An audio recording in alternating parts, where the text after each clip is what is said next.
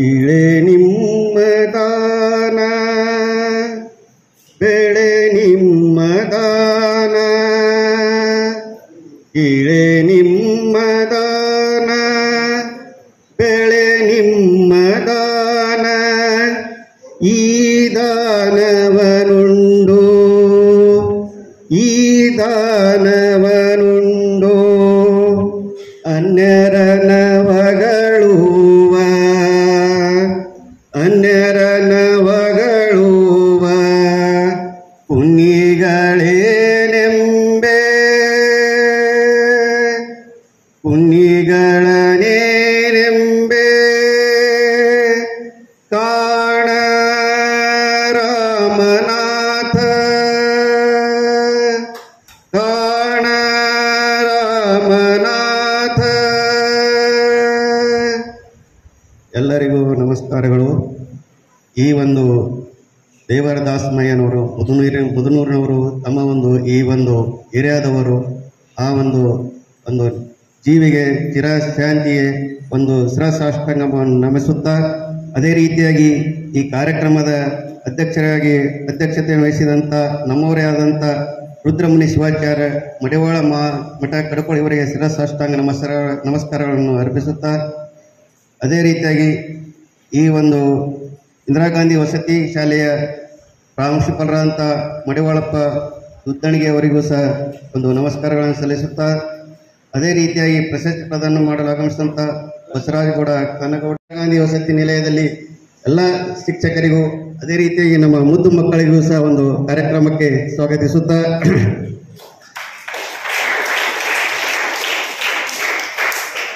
ಇದು ಆಕಸ್ಮಿಕ ಅಂತ ಅನಿಸ್ತಾ ಇದೆ. ಯಾಕಂದ್ರೆ ನಾನು ತಮ್ಮಗೆ ವಿದ್ಯಾರ್ಥಿಗೆ ಬಂದವನು. ಆ್ಯಕ್ಚುಲಿ ನಾನು ಉಪನ್ಯಾಸಕರಂತಲ್ಲ, ಉಪನ್ಯಾಸಕರು ಅವರು ಬೇರೆಯವ್ರದ್ದು ಏನೋ ಅನಿವಾರ್ಯ ಕಾರಣದಿಂದ ಅವರಿಗೆ ಬರ್ಲಿಕ್ಕೆ ಆಗಿಲ್ಲ ಅಂತ ಅಂದಮೇಲೆ ನನಗೆ ಸ್ವಲ್ಪ ಅವಕಾಶ ಕಲ್ಪಿಸಿಕೊಟ್ಟಿದ್ದಾರೆ. ನಮ್ಮೆಲ್ಲ ಕಾರ್ಯಕ್ರಮ ನಿರೂಪಕರಲ್ಲಿ ಕಾರ್ಯಕ್ರಮ ಆಯೋಜನೆ ಮಾಡಿದವರು ಭೌಗೋಳಕಟ್ಟಿಯವರು ಮತ್ತು ಭೌಗೋಳಕಟ್ಟಿಯವರು ತಮಗೆ ಇವತ್ತಿನ ಕಾರ್ಯಕ್ರಮ ಹಮ್ಮಿಕೊಂಡಿದ್ದಾರಲ್ಲ, ತಾಲೂಕು ಕನ್ನಡ ಸಾಹಿತ್ಯ ಪರಿಷತ್ ಯಡ್ರಾಮಿ ಹಾಗೂ ಇಂದಿರಾ ಗಾಂಧಿ ವಸತಿ ಸುಂಬಡ ವಚನಪಿತ ಡಾಕ್ಟರ್ ಭೌಗೋಳಕಟ್ಟಿಯವರು 144ನೇ ಜಯಂತ್ಯೋತ್ಸವ ಹೋದ ವರ್ಷನೂ ಆಯೋಜನೆ ಮಾಡಿದ್ರು. ಈ ಕಾರ್ಯಕ್ರಮ ಮಾಡುವ ಉದ್ದೇಶ ಸರ್ಕಾರದ್ದು. ಇದೇ ಡಾಕ್ಟರ್ ಭೌಗೋಳಕಟ್ಟಿಯವರ ಜಯಂತ್ಯೋತ್ಸವ ಯಾಕೆ ಆಚರಿಸಬೇಕು ಅನ್ನೋ ವಿಚಾರ ತಮಗೆ ತಿಳಿದಿದ್ದರೂ ಸಹ ಅವರಿಗೆ ಡಾಕ್ಟರ್ ಭೌಗೋಳಕಟ್ಟಿಯ ಜೊತೆಗೆ ಅವರಿಗೆ ಬಿರುದು ಕೊಟ್ಟರು, ವಚನ ಸಾಹಿತ್ಯ ಪಿತಾಮಹ ಅಂತ. ವಚನ ಸಾಹಿತ್ಯ ಪಿತಾಮಹ ಅಂತ ಯಾಕೆ ಕೊಟ್ಟರು ಅವರಿಗೆ? ಏನು ವಚನ ಅವ್ರು ಬರೆದಿದ್ರ?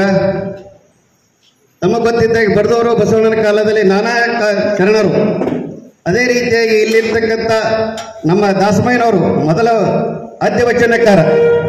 ಅವರಿಂದಲೇ ವಚನ ಸಾಹಿತ್ಯ ಕನ್ನಡ ಪರಂಪರೆಗೆ ವಚನ ಸಾಹಿತ್ಯದ ಮೂಲ ಬುನಾದಿ ಹಾಕಿದವರು ಇಲ್ಲಿಯ ದಾಸಮಯ್ಯನವರು. ಅದೇ ರೀತಿಯಾಗಿ 12ನೇ ಶತಮಾನದಲ್ಲಿ ವಚನಗಳು ಜಾತಿ ಧರ್ಮ ಎಲ್ಲವನ್ನೂ ಬಿಟ್ಟು ಎಲ್ಲ ಜಾತಿ ಧರ್ಮದವರು ಸಹ ವಚನಗಳನ್ನು ಬರೆದಿದ್ದಾರೆ. ಅವರು ಎಲ್ಲರೂ ವಚನಕಾರರು. ಆದರೆ ಡಾಕ್ಟರ್ ಭೌಗೋಳಕಟ್ಟಿ ಅವರಿಗೆ ವಚನ ಪಿತಾಮಹ ಅಂತ ಯಾಕೆ ಬಿರುದು ಕೊಟ್ಟರು? ಅದೇ ರೀತಿ ನಮ್ಮ ಕರ್ನಾಟಕ ಸರ್ಕಾರ 3 ವರ್ಷದಿಂದ ವಚನ ಸಾಹಿತ್ಯ ಸಂರಕ್ಷಣಾ ದಿನ ಅಂತ ಡಿಕ್ಲೇರ್ ಮಾಡಿ ಎಲ್ಲ ಶಾಲೆ ಕಾಲೇಜುಗಳಲ್ಲಿ ಕಚೇರಿಗಳಲ್ಲಿ ಎಲ್ಲ ಜಯಂತಿಗಳನ್ನು ಆಚರಿಸ್ತಾರೆ. ಅಂಬೇಡ್ಕರ್ ಜಯಂತಿ ಆಗಿರ್ಬೋದು, ಗಾಂಧೀಜಿಯವರ ಜಯಂತಿ ಆಗಿರ್ಬೋದು, ಅದೇ ರೀತಿಯಾಗಿ ಭೌಗೋಳಕಟ್ಟಿಯವರ ಜಯಂತಿನೂ ಸಹ ಎಲ್ಲ ಕಚೇರಿಗಳಲ್ಲಿ ಆಚರಿಸಬೇಕು ಅಂತಕ್ಕಂಥ ನಮ್ಮ ಕರ್ನಾಟಕ ಸರ್ಕಾರ ಈ 3 ವರ್ಷ ಹಿಂದೆ ಘೋಷಣೆ ಮಾಡಿದೆ. ಅದೇ ರೀತಿಯಾಗಿ ಎಲ್ಲ ಕಡೆ ಪ್ರತಿ ವರ್ಷ ವಚನ ಸಾಹಿತ್ಯ ಸಂರಕ್ಷಣಾ ದಿನ ಅಂತ ಭೌಗೋಳಕಟ್ಟಿಯವರ ಜಯಂತಿನ ಆಚರಣೆ ಮಾಡ್ತಾ ಇದೆ. ಹಾಗಾದರೆ ಅವರ ಅಂತ ಕೆಲಸ ಏನು ಮಾಡಿದ್ದಾರೆ? ಅವರಂತೂ ವಚನಗಳು ಬರೆದವರು 12ನೇ ಶತಮಾನದಲ್ಲಿ 4000 ವಚನಕಾರರು ವಚನ ಬರೆದಿದ್ದಾರೆ. ಆದರೆ ಇವರು ಮಾಡಿದ್ದೇನು ಅನ್ನೋ ಅವರ ಜೀವನ ತ್ಯಾಗಮಯ ಜೀವನವನ್ನು ಸರ್ಕಾರ ಅದನ್ನು ಪುರಸ್ಕರಿಸಿ ಅವರ ಜನ್ಮದಿನವನ್ನು ಸರ್ಕಾರದ ವತಿಯಿಂದಲೇ ಆಚರಣೆ ಮಾಡುವಂಥ ಕೆಲಸ ಅವರು ಮಾಡಿದ್ದಾರೆ. ಅದನ್ನು ಈ ಸಮಾಜ ಮರೆಯಬಾರ್ದು, ಈ ಸಮಾಜಕ್ಕೆ ಈ ರಾಜ್ಯಕ್ಕೆ ದಾರಿದೀಪ ಆಗ್ತದೆ ಅನ್ನೋ ಉದ್ದೇಶದಿಂದ ಸರ್ಕಾರ ಏನದಲ್ಲ ಅವರ ಒಂದು ಜನ್ಮದಿನವನ್ನ ವಚನ ಸಾಹಿತ್ಯ ಸಂರಕ್ಷಣಾ ದಿನ ಅಂತ ಮಾಡಿದೆ. ಅದು ಅವರ ಒಂದು ಜೀವನ ಚರಿತ್ರೆ ಬಗ್ಗೆ ಒಂದು ಸಂಕ್ಷಿಪ್ತ ನಾನು ತಮಗೆ ತಿಳಿಸಲಿಕ್ಕೆ ಇಷ್ಟಪಡ್ತಿದ್ದೀನಿ. ಇದೇ ವರ್ಷ ಏನಂದ್ರೆ ನಮ್ಮ ಹೊಗೋಳಕಟ್ಟಿಯವರ ಜಯಂತಿಯನ್ನು ಪ್ರತಿ ವರ್ಷ ಮಾಡ್ಕೊಂಡು ಬರ್ತಕ್ಕಂಥ ವಿನೋದ್ ಕುಮಾರ್ ಜನವರಿ ವಕೀಲರು ಈಗ ಏನಾದ್ರು 100 ಬುಕ್ಗಳು ಓದ್ಲಿಕ್ಕೆ ಪುಟಗಳ ಬುಕ್ ಓದ್ಲಿಕ್ಕಾಗಲ್ಲ ಅಂತ ಹೇಳಿದ್ರೆ ಕೇವಲ ಅವರು ಒಂದು ಕಂಪ್ಲೇಂಟ್ ಮಾಡಿದ್ದಾರೆ ಈ ವರ್ಷ 2-3 ಪೇಜಿಂದು. ಯಾಕೆ ಇಷ್ಟು ಓದ್ರೆ ಅಟ್ಲೀಸ್ಟ್ ಸ್ವಲ್ಪ ಎಲ್ಲರಿಗೂ ಗೊತ್ತಾಗ್ತದೆ, ಅವರಿಗೂ ಮುಂದಿನ ದಿನಗಳಲ್ಲಿ ಈಜಿ ಆಗ್ತದೆ, ಈ ಒಂದು ಕಾರ್ಯಕ್ರಮದ ಬಗ್ಗೆ ಗೊತ್ತಾಗ್ತದೆ, ಅವರ ಸಾಧನೆ ಬಗ್ಗೆ ಗೊತ್ತಾಗ್ತದೆ ಅಂತ ಹೇಳಿದ್ರೆ ಹೊಗೋಳಕಟ್ಟಿ ಫಕೀರಪ್ಪ ಗುರುಬಸಪ್ಪ ಹಳಕಟ್ಟಿ ಅವರ ತಂದೆಯೂ ಸಹ ಶಿಕ್ಷಕರಾಗಿದ್ರು. ಯಾರು? ಫಕೀರಪ್ಪ ಅವರ ತಂದೆ. ಅವರ ತಾಯಿ ಏನದಲ್ಲ ಗೃಹಿಣಿಯಾಗಿದ್ರು, ದಾನಮ್ಮ ಅಂತ ಅವರ ತಾಯಿ ಹೆಸರು. ಅವರ ಜನ್ಮ ಜುಲೈ 2, 1880ರಲ್ಲಿ ಧಾರವಾಡದಲ್ಲಿ ಅವರು ಜನಿಸಿದ್ರು. ಮುಂದೆ ಅವರೇನದ ವಿದ್ಯಾಭ್ಯಾಸ BA LLB ಮುಗಿಸಿ ಮುಂದೆ LLB ಆದಮೇಲೆ ಅವರೇನದಲ್ಲ ವಕೀಲ ವೃತ್ತಿ ಧಾರವಾಡದಲ್ಲಿ ಪ್ರಾರಂಭ ಮಾಡಿ ಅಲ್ಲಿನಿಂದ ಏನಾದ ಬಿಜಾಪುರಕ್ಕೆ ಅವರಿಗೆ ಏನಾದ ಪಬ್ಲಿಕ್ ಪ್ರಾಸಿಕ್ಯೂಟರ್ ಆಗಿ ಏನದಲ್ಲ ಬಂದರು ಅವ್ರು ಬಿಜಾಪುರಕ್ಕೆ. ನಾವು ವಕೀಲರೇ ಇದ್ದೀವಿ, ಇನ್ನೊಬ್ಬ ನಮ್ಮ ಫ್ರೆಂಡ್ ವಕೀಲ ಇದ್ದಾರೆ. ಆದ್ರೆ ವಕೀಲ ಅಂದ್ರೆ ಹೆಂಗಿರ್ತಂದ್ರೆ ನಾವೆಲ್ಲರೂ ಗೊತ್ತದ ವಕೀಲರ ಮೇಲೆ ಎಲ್ಲ ಪೇಪರ್ ತಂದು ಕೊಟ್ರೆ ಅಂದ್ರೆ ನಮ್ಗೆ ಏನೂ ತಿಳಿಯಿಲ್ಲ ಅಂದ್ರೆ ನಾವು ಪ್ರತಿಯೊಂದು ಪೇಜ್ ಓದಬೇಕಾಗ್ತದೆ, ಪ್ರತಿಯೊಂದು ಲೈನ್ ಓದಬೇಕಾಗ್ತದೆ. ನಮಗೆ ಏನಾದರೂ ನಮ್ಗೆ ಎಷ್ಟೊಮ್ಮೆ ತಂದು ಕೊಡ್ತಾರೆ, ಸಾಹೇಬ್ರೆ ಇದು ಒಂದದ್ರಿ ಹಂಗೆ ಅವ್ರು ಹೇಳ್ತಾರೆ ಒಂದು, ಅದ್ರಲ್ಲಿ ಇರೋದು ಒಂದು ಬೇರೆ ಇರ್ತದೆ. ಪಾಣಿಗಳು ನೋಡಿರ್ಬೇಕು, ಪಾಣಿಗಳು ಅವ್ರು ಹಿರಿಯರ ತಂದೆ ತಾಯಿ ಆಸ್ತಿ ಇರ್ತದೆ, 50-100 ವರ್ಷದಿಂದ ಆಸ್ತಿ ಇರ್ತದೆ. ಹೆಂಗೆ ಗೊತ್ತು ಏನು ಸುದ್ದಿ ಅಂತೂ ಗೊತ್ತಾಗಲ್ಲ, ನಮ್ಗೆ ಗೊತ್ತಿಲ್ಲರಿ ಅದು ಏನು ಕಥೆ ಅಂತ ಹೇಳ್ತಾರೆ. ಅವೆಲ್ಲ ಪೇಪರ್ ತಂದು ಕೊಟ್ಟು ಹೀಗೈತ್ರಿ ಅಂತಾರೆ. 2-3 ತಲೆಮಾರಿಂದ ಅವ್ರದ್ದು ಫ್ಯಾಮಿಲಿದು ಏನೋ ಪೆಡಿಗ್ರಿ ಗೊತ್ತಿರಲ್ಲ. ಅಂತ ಒಂದು ಸಿಚುವೇಶನ್ ಇರ್ತಾಕ್ರೆ ಇವರು ಹೊಗೋಳಕಟ್ಟಿ ಅವರು ವಕೀಲರು ಇರೋದ್ರಿಂದ ಅವ್ರಿಗೆ ಏನಾಯ್ತು, ಆ ಭಾಗದಲ್ಲಿ ಇರ್ತಕ್ಕಂಥ ಈ ಸಾಹಿತ್ಯ ಕಣ್ಣಿಗೆ ಬಿತ್ತು, ವಚನ ಸಾಹಿತ್ಯ. ಆ ಸಾಹಿತ್ಯ ಕಣ್ಣಿಗೆ ಬಿದ್ದ ಮೇಲೆ ಅವರಿಗೆ ಓದುವ ಅಭ್ಯಾಸ ಚಾಲು ಆಯಿತು. ಇದೇನದ, ಇದರಲ್ಲಿ ಏನದ ಅಂತಕ್ಕಂಥ ಓದಂಗೆ ಏನಾಯ್ತು, ಅವರಿಗೆ 12ನೇ ಶತಮಾನ ಆದಂಥ ಕ್ರಾಂತಿ ಬಗ್ಗೆ ಎಲ್ಲ ಕಡೆ ಮಾಹಿತಿ ಸಿಕ್ತು. ದೊಡ್ಡ ಕನ್ನಡ ಸಾಹಿತ್ಯ ಏನದಲ್ಲ ಇಂಥ ಬರೀ ದೊಡ್ಡ ಕನ್ನಡ ಸಾಹಿತ್ಯ ಇಷ್ಟೊಂದು ಹಾಳಾಗಿದೆ ಅಂತ ಹೇಳಿದ್ರೆ ಅವೆಲ್ಲವೂ ಸಹ ಬೇರೆ ಬೇರೆ ಮನೆಯಲ್ಲಿ ಜಗಲಿ ಮೇಲೆ ಇಟ್ಟು ಪೂಜೆ ಮಾಡೋದು, ಇಲ್ಲಿ ಮೇಲೆ ಏನದಲ್ಲ ಜಂತಾಗಿಡೋದು, ಕಟ್ಟಿಡೋದು, ಈ ಹೆಂಗೆ ನಮ್ಮಲ್ಲಿ ಹಳೆಗಿಡ್ತಾರಲ್ಲ ಎಲ್ಲ ಡಾಕ್ಯುಮೆಂಟ್ ಕಟ್ಟಿಟ್ಬಿಡ್ತಾರೆ. ಅವು ಏನಿಟ್ರಪ್ಪ ನಮ್ಮ ಯಾರು ಗೊತ್ತಾಗಲ್ಲ ಅಂತ ಹೇಳ್ತಾರೆ ಎಷ್ಟೋ ಮಂದಿ. ನಾವು ಹೇಳ್ತೇವ್ರಿಗೆ ಅವು ಏನೋಪ್ಪ ತೊಗೊಂಬಂದು ನೋಡ್ತೀವಿ ನಾವು. ಏನು ತಿಳಿಲ್ಲ ಅಂದ್ರೆ ತಿಳಿಲ್ಲ, ಯಾವ ಭಾಷೆದಾಗ ಇರ್ಲಿಕ್ಕ. ಎಷ್ಟೋ ಭಾಷೆಗಳು ಉರ್ದುದಾಗ ಈ ಕಡೆ ಎಲ್ಲ ಗೊತ್ತದ. ನಿಜಾಮರ ಕಾಲದ ಉರ್ದು ಭಾಷೆ ಇತ್ತು, ಹಿಂದಿದಾಗಿತ್ತು, ಮರಾಠದಾಗಿತ್ತು. ಅವೆಲ್ಲವೂ ಏನೋ ನಾವು ಬೇರೆ ಬೇರೆ ನಾವು ತಿಳಿದ ಭಾಷೆಯಲ್ಲಿ ಟ್ರಾನ್ಸ್ಫರ್ ಮಾಡ್ಕೊಂಡು ನಾವು ಓದ್ತೀವಿ. ಹಾಗೇನಿತ್ತು ಆಳಿಗ ಆ ವಚನ ಬಾಯಿ ಗೊತ್ತಿಲ್ಲದೆ ಅವಾಗ ಹಿರಿಯರು ಕಟ್ಟಿ ಇಟ್ಬಿಟ್ರು. ಇವ್ರು ಹೊಗೋಳಕಟ್ಟಿ ಇವ್ರು ಏನು ಮಾಡಿದ್ರು, ಎಲ್ಲ ಊರು ತಿರುಗಾಡಿ ನಿಮಗೆ ತಿಳಿದಾರಲ್ಲೇ ಇರ್ತಿರ್ಲಿ ಅವೆಲ್ಲವೂ ತಂದು ಕೊಡ್ರಿ. ಅವ್ರು ಹಳೆ ಕಟ್ಟಿ ಹೆಸರಾಗೆ ಕಟ್ಟುಗಳು ಅಂದ್ರೆ ಕಟ್ಟಿಟ್ಟಿವು. ಹಳೆ ಕಟ್ಟಿ ಅಂದ್ರೆ ಹಳಿವು ಪುಸ್ತಕ ಹಳೆ ಬುಕ್ಗಳಾಗಿರ್ತ ಹಂಗೆ ಹಳೆ ಕಟ್ಟಿ ಅಂದ್ರೆ ಎಲ್ಲ ಹಳಿವು ಏನು ನಿಮ್ಮ ಕಟ್ಟಿ ತಂದು ಕೊಡ್ರಿ ನಮಗೆ. ಎಷ್ಟೋ ಮಂದಿ ಏನವ್ರು ಅವ್ರ ಕೈ ಇದ್ದಟ್ಟು ರೊಕ್ಕ ಕೊಟ್ಟು ಕಿಸ್ನು ಅವ್ರೇನಲ್ಲ ತೊಗೊಂಡವ್ರ ಅವೆಲ್ಲ ತಂದು ಏನಲ್ಲ ಜೋಡಿಸಿಡೋದು ಮಾಡೋದು, ಅವುಗಳನ್ನ ಓದೋದು, ಅದರ ವಿಂಗಡಣೆ ಮಾಡೋದು. ಅವಾಗ ತಾಳೆಗರಿ ಅಂತ ಗೊತ್ತಿದ್ರಬೇಕು. 12ನೇ ಶತಮಾನದಲ್ಲೇ ಇದ್ದಂಥ ಒಂದು ತಾಳೆಗರಿಗಳನ್ನ 19ನೇ ಶತಮಾನದಲ್ಲಿ 600-700 ವರ್ಷ ಹಿಂದೆ ಈ ಬುಕ್ ಗೊತ್ತದ ನಿಮ್ಗೆ. ಒಂದು 4-5 ವರ್ಷ ಅದ್ರ ಬುಕ್ಗಳು ಓದಕ್ಕೆ ಬರಲ್ಲ, ಅಕ್ಷರಗಳೇ ಕಾಣಿಸಲ್ಲ. ಅಂತ ಒಂದು ತಾಳೆಗರಿಗಳನ್ನ ಹೊಗೋಳಕಟ್ಟಿ ಅವರು ಜಮಾ ಮಾಡಿ ಅವು ಓದ್ಲಿಕ್ಕೆ ಬರದೇ ಇದ್ದರು ಸರ್. ಏನೋ ಬೂತ್ ಕನ್ನಡಿ ಅಂತಿರಲ್ಲ, ಅದು ಬೂತ್ ಕನ್ನಡಿಯಲ್ಲಿ ಹೀಗೆ ನೋಡಿ ದೊಡ್ಡ ಮಾಡಿ ಅವುಗಳನ್ನ ತಮಗೆ ತಿಳಿಯುವ ಹಾಗೆ ಬರೆದಿಟ್ಕೊಳ್ಳೋದು. ಹೀಗೇನದಲ್ಲ ಅವರು ಎಲ್ಲ ವಚನಕಾರರು ಎಷ್ಟು ಸಿಗ್ತದೆ ಅಷ್ಟೆಲ್ಲವನ್ನು ಸಂಗ್ರಹ ಮಾಡಿ ಅವು ಏನದ ಸುಮಾರು ಅವ್ರ ಕಾಲದಲ್ಲಿ 250 ವಚನಗಳನ್ನ ಸಂಗ್ರಹ ಮಾಡಿದ್ದಾರೆ ಅಂತ ಒಂದು ಅವರ ಜೀವನ ಚರಿತ್ರೆಯಲ್ಲಿ ಗೊತ್ತಾಗ್ತದೆ. ಆದರೆ ಅವರು ವಚನಗಳು ಸಂಗ್ರಹ ಮಾಡಬೇಕಾದ್ರೆ ಅವರು ಮನೆ ಮಠ ಎಲ್ಲ ತ್ಯಾಗ ಮಾಡಿ ಅವರ ಇಡೀ ತಮ್ಮ ಜೀವನವನ್ನೇ ವಚನಗಳನ್ನು ಸಂಗ್ರಹ ಮಾಡೋದು, ಮುದ್ರಣ ಮಾಡೋದು, ಜನರ ಸಾಮಾನ್ಯರಿಗೆ ತಿಳಿಯುವಾಗೆ ತಿಳಿಸೋದು. ಈ ಒಂದು ಕಾರ್ಯಕ್ರಮವನ್ನ ಅವರು ಏನದಲ್ಲ ತಮ್ಮ ಜೀವನ ಪರ್ಯಂತರ ಮಾಡಿ ಏನದಲ್ಲ ಅವರು ತಮ್ಮ ವೃತ್ತಿಯ ಜೊತೆಗೆ ನಮ್ಮ ವೃತ್ತಿನೇ ಮಾಡೋದು, ಆಮೇಲೆ ಇದೇ ಕೆಲಸ ಮಾಡೋದು, ಬೇರೆ ಏನೂ ಕೆಲಸನೇ ಇಲ್ಲ ಅವರಿಗೆ. ಅಂತ ಒಂದು ಮಹಾ ಕೆಲಸಕ್ಕೆ ನಾವು ನೋಡಿ ಏನು ಮಾಡಿದ್ರು, ಅವರಿಗೆ ಕರ್ನಾಟಕ ವಿಶ್ವವಿದ್ಯಾಲಯ ಡಾಕ್ಟರೇಟ್ ಪದವಿ ಕೊಡ್ತು. ಅವರ ಒಂದು ಕಾರ್ಯಕ್ರಮವನ್ನು ಮೆಚ್ಚಿ ವಚನ ಸಾಹಿತ್ಯ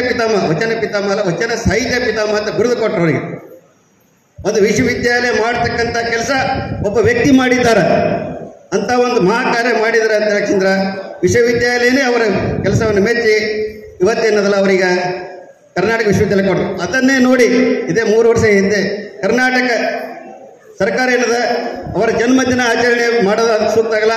ವಚನ ಸಾಹಿತ್ಯ ಸಂರಕ್ಷಣಾ ದಿನ ಅಂತ ಅದಕ್ಕೆ ಡಿಕ್ಲೇರ್ ಮಾಡಿದ್ರು ಅವರು. ಅಂದ್ರೆ ಆ ರೀತಿ ಮಾಡೋದ್ರಿಂದ ಏನಂತ ಜನಸಾಮಾನ್ಯರಿಗೂ ಅವರ ಕಾರ್ಯ ಗೊತ್ತಾಗ್ತದೆ. ಮುಂದಿನ ದಿನಗಳಲ್ಲಿ ಎಲ್ಲರೂ ಸಹ ಅದನ್ನು ಮಾಡಿ ಸಮಾಜಕ್ಕೆ ಅವರು ಮಾಡಿದಂಥ ಕೊಡುಗೆ ಎಲ್ಲರಿಗೂ ಗೊತ್ತಾಗಲಿ ಅನ್ನೋ ಉದ್ದೇಶದಾಗ ಈಗೇನು 3 ವರ್ಷದಿಂದ ಕರ್ನಾಟಕ ಸರ್ಕಾರ ಮಾಡ್ತಾ ಬಂದಿದೆ.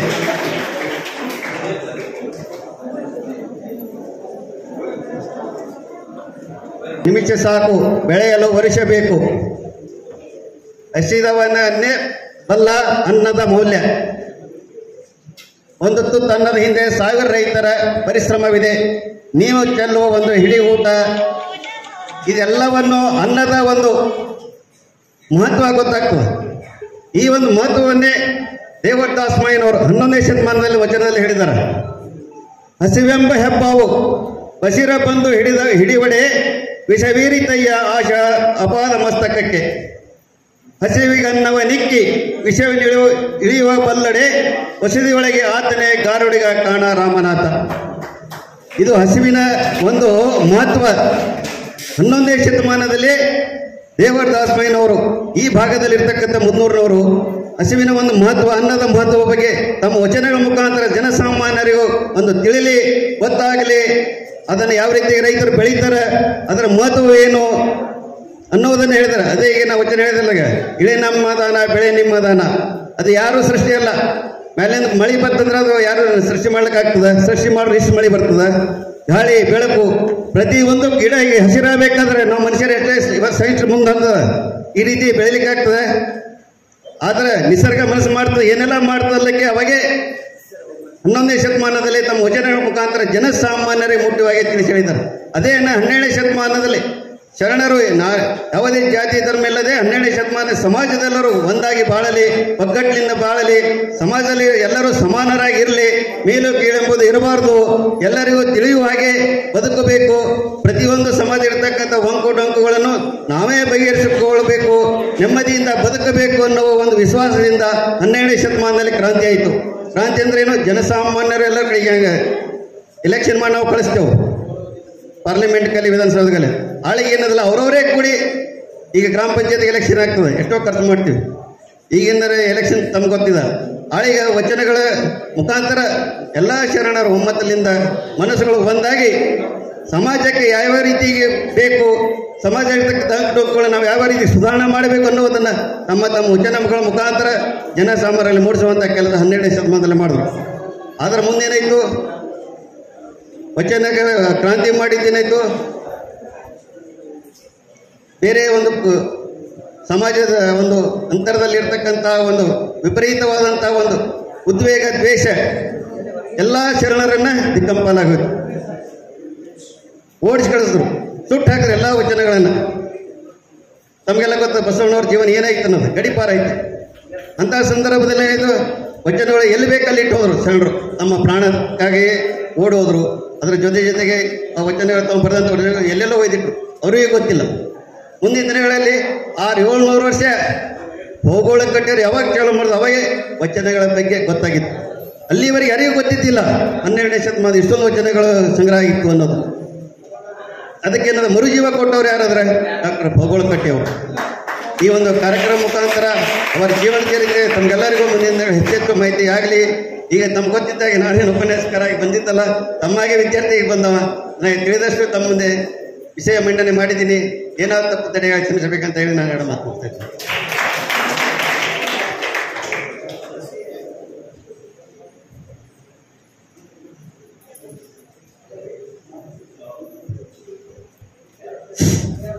ಉಪನ್ಯಾಸಕರಾಗಿ ಆಗಮಿಸಿರುವಂಥ ಶ್ರೀ ಬಸವಲಿಂಗಪ್ಪ ಅಷ್ಟಿಗೆ ವಕೀಲರು ಇಲ್ಲಿವರೆಗೆ ಡಾಕ್ಟರ್ ಪಗು ಅಳಕಟ್ಟಿಯವರ ಜೀವನ ಸಾಧನೆಯನ್ನು ವಿವರವಾಗಿ ತಿಳಿಸಿಕೊಟ್ಟಂಥ ಶ್ರೀ ಬಸವಲಿಂಗಪ್ಪ ಅಷ್ಟಿಗೆ ವಕೀಲರವರಿಗೆ ಹೃತ್ಪೂರ್ವಕವಾಗಿರ್ತಕ್ಕಂಥ ಅಭಿನಂದನೆಗಳನ್ನು ಸಲ್ಲಿಸುತ್ತೇನೆ.